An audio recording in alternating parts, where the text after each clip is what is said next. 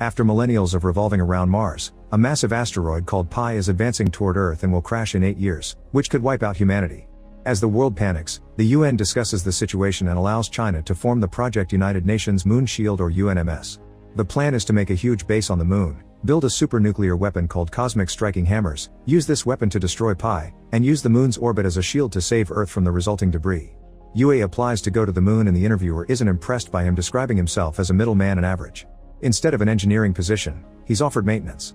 Desperate to go, UA accepts and soon he's flying to the moon with a whole crew of astronauts. 8 years of hard work pass and the team finally launches the super weapon, which they happily celebrate. However, UA's attention is on Langsing, the base commander who he has a crush on.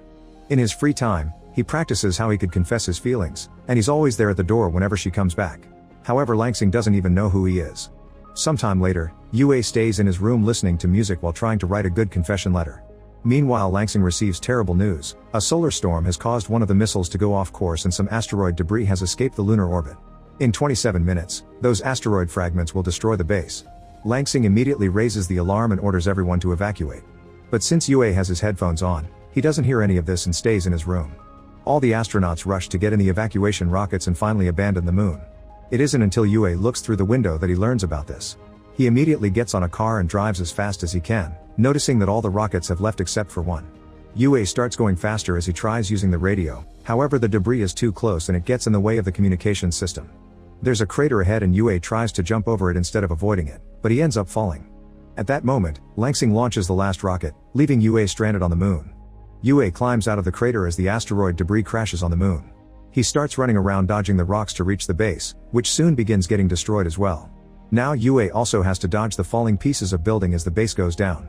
After being knocked down once, he tries to make a big jump to hide in the crater, only to be knocked down again. While he's unconscious, a huge asteroid fragment makes its way toward Earth. When UA wakes up, he starts complaining and tries to contact the UNMS. At that moment, the asteroid fragment finally crashes on Earth, causing a massive explosion that destroys a large part of the planet. UA can only stare in shock and sorrow as he realizes their 8 years of work were for nothing. Afterward, UA returns to the base and tries to contact Earth, but he never gets an answer. For the following 6 days, UA keeps on calling to no avail. He then realizes he's the last human alive, which further pushes him into poor mental health. Using paper, he decorates a room for a pseudo-funeral to honor humanity. The base still has food to feed 300 people and will last him a lifetime, so UA decides he'll do what he's always wanted to do. First he tries to get into Langsing's room, but he can't guess the right password. Next he grabs a board and slides around the moon just for fun. As days pass, UA keeps on trying passwords to the point of insanity. Eventually he gives up and uses an explosive to open the door, which blows up his clothes too. Now that he has access to Langsing's uniform, she creates a figure of her and prepares a whole dinner with romantic music to confess his feelings. He even starts kissing the figure, unaware he's being watched. It turns out there are survivors on Earth and now Langsing is embarrassed in front of her colleagues. Civilians are in underground bunkers while the astronauts are in the UNMS underground base. After some work they've managed to connect to the lunar base, but they can only watch UA through the cameras without sound because the radio isn't working. Because right now Earth is lacking resources, it'll take them 2 years to fix the communication system and even more to rescue him. The UNMS chairman decides they can use this for good and shares an update. The asteroid impact has fractured the planet's plates, which has been causing tsunamis that flooded 30% of Earth's land mass. Cities are covered in volcano ash and toxic gas, so soon there won't be any plants or animals left. In the underground bunkers, people try to keep plants in jars, but it's hard to keep them alive without sunlight. Diseases and depression are spreading among the survivors, who only get the most basic meals to survive. Some people are even losing their hair. The chairman thinks they should start live streaming UA's life in the lunar base so survivors can get a glimmer of hope in these dire times. Since they don't have sound, they decide to hire a voice actor that can dub UA's voice to make him look heroic. Langsing makes an announcement through the speakers to let all the survivors know that they've found a man on the moon and that the stream will start in 30 days. Some people don't believe it and suspiciously disappear. A few weeks later, UA is in a deep depressive state and decides to self-delete. He makes his way to the warehouse to get some medicine for the job and finds an open food package in the corridor that he didn't drop. UA opens the warehouse door and is shocked to see a beautiful figure lying down. Thinking it's a woman, UA starts flirting as he comes closer, only to discover it's actually a kangaroo left behind by the research division. At the same time, Langsing starts the live stream, so the first thing everyone on Earth sees on the screen is King Kong Roo. The voice actor they hired yells "What a fantastic day," making it look like the kangaroo talked. To apologize for his mistake, the actor tries to play his flute, but that only gets him beaten up.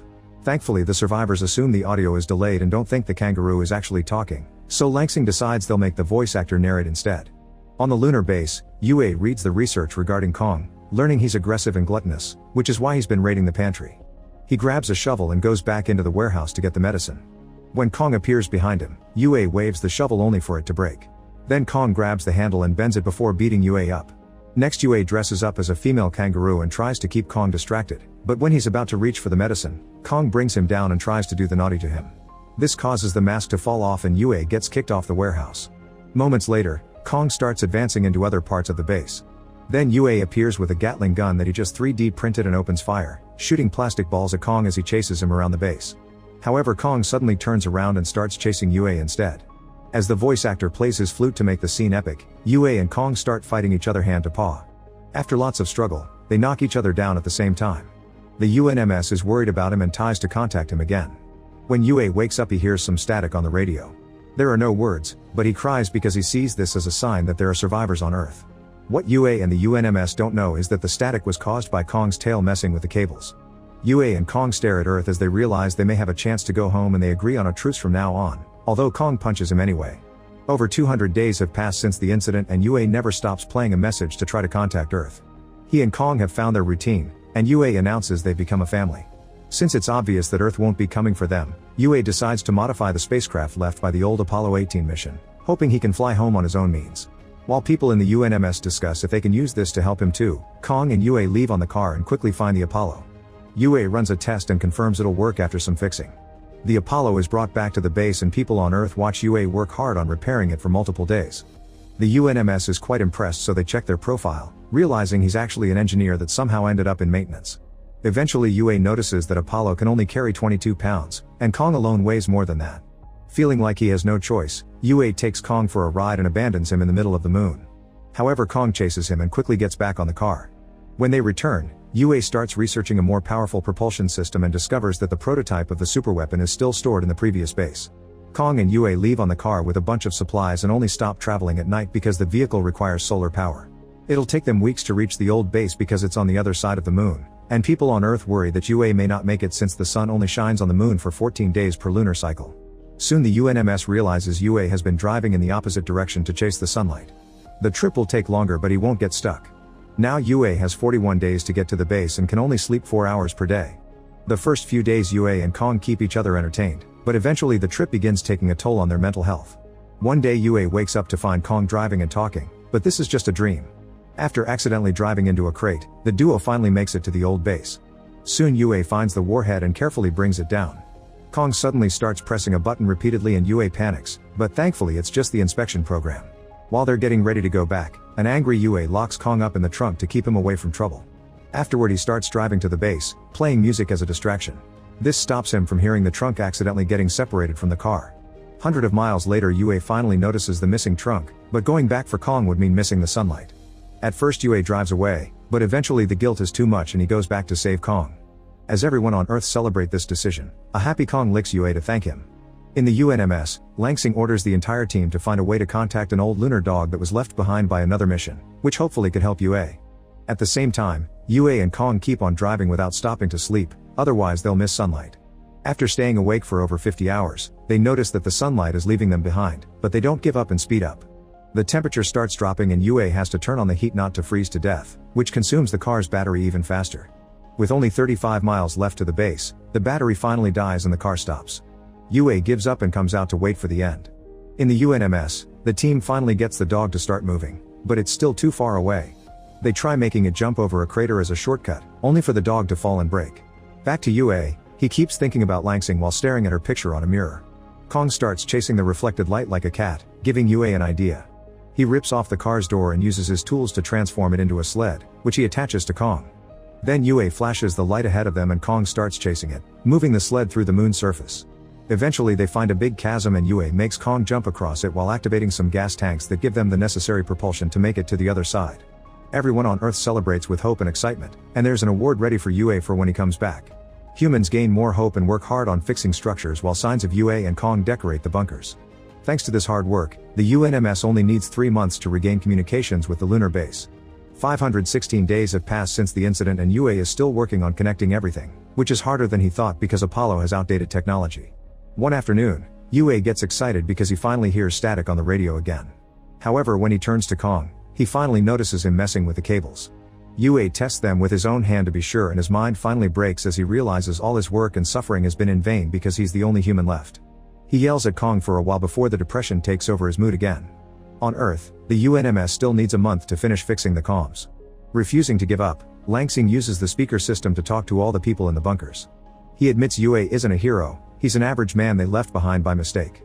But he's been working hard to be a hero for a whole year, so he deserves people to support him in return. Langsing asks the survivors to turn on their flashlights and shine them towards the moon to tell Yue he isn't alone. At that moment Yue opens his helmet, and he's starting to lose oxygen. However, humanity comes together with flashlights and even lighthouses, lighting up the Earth to prove they're alive. A shocked Yue falls to his knees in tears. Finally, by day 613, the UNMS fixes communications and Yue gets to see a human face again.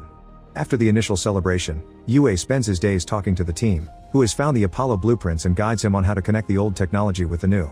Now Yue gets to see Langsing every day, and he thinks they're becoming friends. One night after they're finally done with the repairs, Yue tells Langsing that he initially turned down the maintenance position and left the interview.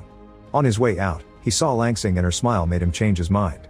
Moved by this confession, Langsing makes one of her own. When she was evacuating, she did see Yue on the crater, but she left anyway because rescuing him would have killed them all. She also admits she'd do it again. Meanwhile, something in space is approaching Earth. The next day, Yue and Nog finally board the Apollo and get to leave the moon. There's some turbulence at first, but soon they make it to orbit and everyone on Earth celebrates. In just a few hours, the Apollo safely reaches the lunar station and Yue and Kong go looking for the escape pods. Unfortunately, on Earth, they receive terrible news. Another large piece of the asteroid that has been floating around the moon has been pushed out of orbit by the rest of the debris and is now coming towards Earth. They've named it Pi Plus and it will destroy what's left of humanity. The team realizes that the only one who can save them is Yue, who would have to pilot the warhead toward the asteroid with high chances of dying in the process. Volunteering to do the talking, Langsing contacts Yue while live streaming the conversation. However, Yue already heard everything because they left a mic on and he's ready to do it because he wants to protect Langsing and humanity. While survivors are told to hide in the bunkers, Yue cries as he shares an emotional goodbye with Kong before sending him back to Earth on an escape pod. Afterward, Yue takes off in Apollo and discovers there's a field of meteorites on the way. Yue concentrates on piloting to dodge them as the Apollo gains speed, but unfortunately the ship gets hit anyway and begins spinning out of control with a broken thruster. Yue doesn't know what to do, but luckily Langsing has a plan. He must open the door so the depressurization can compensate for the rotation momentum. Sadly, the door is jammed, so Yue starts kicking the hatch until it opens. This effectively makes the Apollo stop. At that moment Yue sees the ship's engine floating away, meaning the Apollo doesn't have power. He has no choice but to move the warhead manually, but before leaving, Yue tells Langsing he doesn't blame her for leaving him behind and asks her to livestream his last moment. Then Yue leaves the ship and gets the warhead ready while offering a heartfelt speech as his goodbye to humanity. Everyone on Earth cries as Yue uses his jetpack to guide the warhead toward the asteroid. While Kong's pod lands in the ocean, Yue sings during his last minutes. The pressure of the asteroid destroys his suit, yet Yue doesn't give up, and once he's close enough, he asks a crying Langsing to activate the explosive. A huge explosion destroys the asteroid and all the survivors come out of their bunkers to watch the meteorite shower that symbolizes they're safe but also that Yue is dead. Over 10 years pass and humanity has been working hard on rebuilding Earth to make it beautiful again. There's still much more to do, but at least now they can be outside in the fresh air. The chairman has retired, and Kong has a statue in his honor. He also lives with other kangaroos in a reserve. Meanwhile, Langsing flies with a new group of astronauts to the moon to clean up the old base. There she imagines that Yue is by her side watching the remains of Pi Plus forming a planetary ring around Earth. Make sure to subscribe.